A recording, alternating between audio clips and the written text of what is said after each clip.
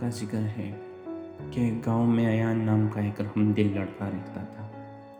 اس نے پہاڑیوں میں ایک بار ایک عقاب کو جال سے آزاد کیا تھا اور اس کی جان بچائی تھی۔ ایک دن وہ دوستوں کے ساتھ پھر سے تفریح کے لیے پہاڑیوں پر گیا۔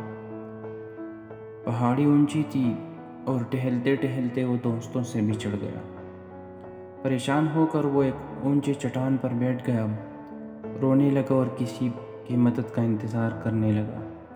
اچانک ایک عقاب اڑ کر اس کے قریب آیا اور اس کی ٹوپی لے کر اڑ گیا۔ ایان کو غصہ آیا اور اس نے پرندے کا پیچھا کرنا شروع کر دیا۔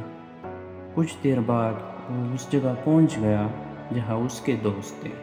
عقاب نے وہاں اس کی ٹوپی گرا دی۔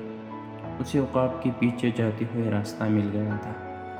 پھر اسے خیال آیا کہ یہ پرندہ وہی عقاب ہو سکتا ہے جسے اس نے ایک بار بچایا تھا۔ وہ اب سمجھ گیا کہ عقاب اپنی ٹوپی لے کر کیوں اڑ گیا۔ اس نے عقاب کا اس کے لیے شکریہ ادا کیا اور کہا، تم نے میری ٹوپی اس لیے چھین لی تاکہ میں تمہارے پیچھے آ کر یہاں پہنچ سکوں۔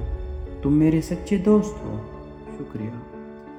پیارے بچوں، مہربانی کا ہمیشہ بدلہ ملتا ہے اور ہمیں ہمیشہ دوسروں کی بے لوث مدد کرنی چاہیے۔